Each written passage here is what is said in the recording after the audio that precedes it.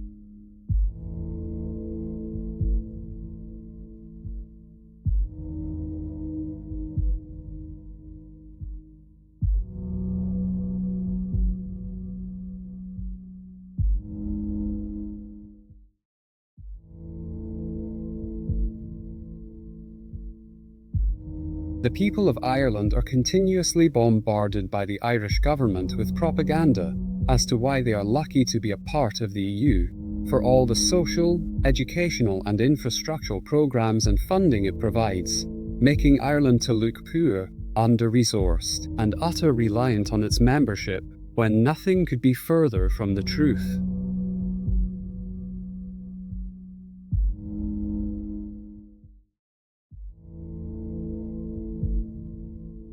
It provides a convenient smokescreen to hide true activities of the state, being major tax haven operations, abuse of EU grants and funding, the placating of banks as well as vulture funds, and assorted property developers in the buying up and controlling of state resources to hide behind.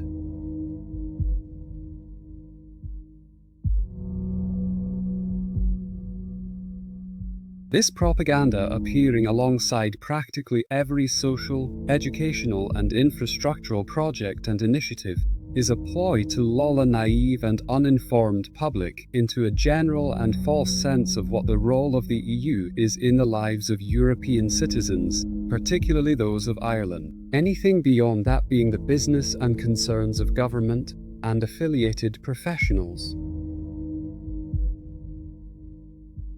Over time, however, the European Union has more and more proven itself to be a bad deal for members, becoming increasingly dictatorial in its policies and approaches to member state welfare and socio-economic activity. It has become an all-invasive presence in the everyday lives of the citizens of member states, having control over essential areas of prosperity, such as fiscal and financial policy, agriculture and fishing, as well as immigration and border control.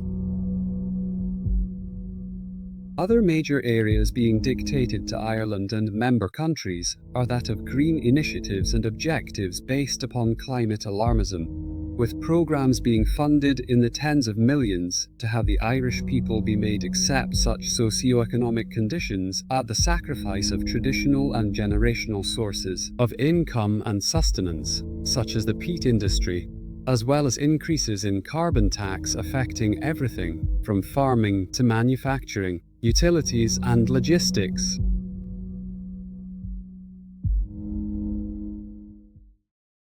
This constant theme of climate alarmism and carbon footprint reduction continues elsewhere through a framework of funding in the millions to university partners and qualifying applicants, given on the condition of working on projects for these areas.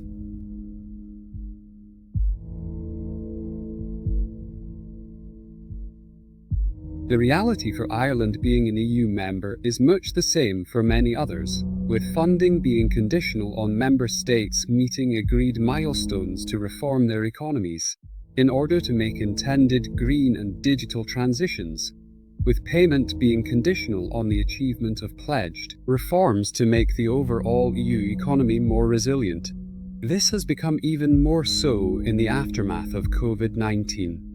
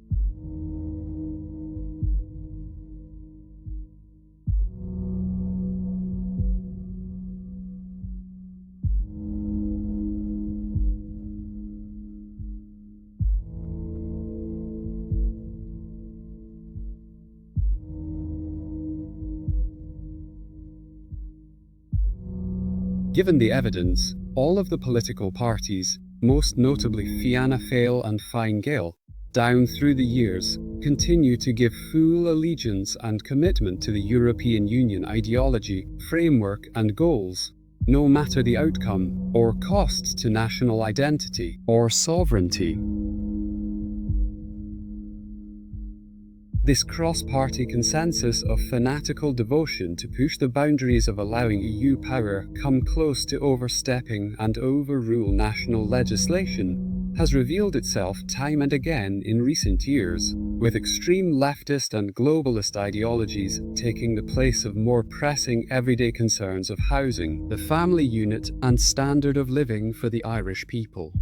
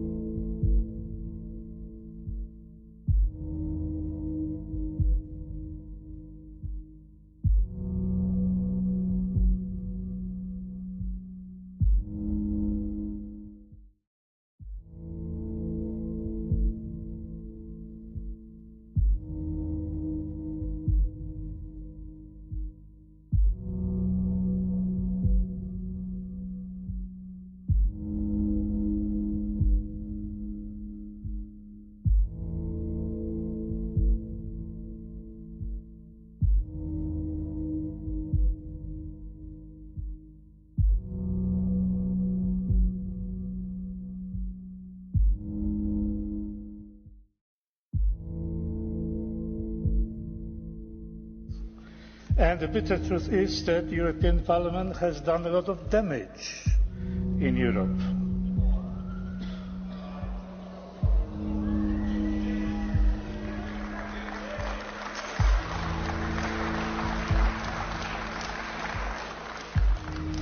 It has been sending a false message. It represents the European demos. There isn't and there won't be any European demos.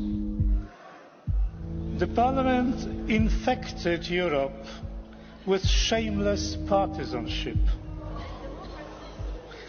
And the infection became so contagious that it spread to other institutions, such as the European Commission. The Parliament has abandoned the basic function of representing people. Instead, it has become a machine to implement the so-called European project, thus alienating millions of voters.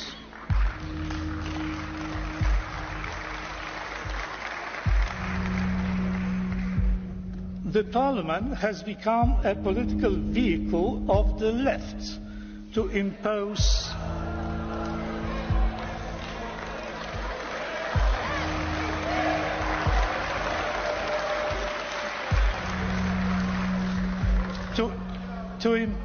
their monopoly with their fierce intolerance towards any dissenting view.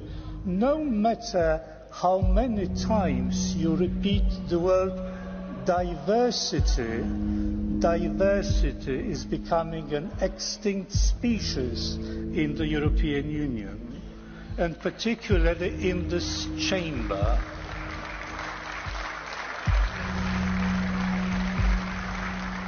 The Parliament is a quasi-parliament because it rejects the essential principle of parliamentarism, namely accountability. The deputy, let me remind you, is elected by the voters and must be accountable to the voters that elected him. Not so in the European Union. The idea that, say, Spanish, German, French, etc. deputies accountable to their own national electorates can dictate something to, shall we say, a Hungarian society or any other society to which they cannot be held accountable and which cannot take them to task is simply preposterous. Call it what you will, but democracy it is not. To sum up, the Parliament represents the demos that does not exist, works for the project that ignores reality and law, shuns accountability, turns its back on millions of people, and serves the interest of one political orientation. And this is just the tip of the iceberg.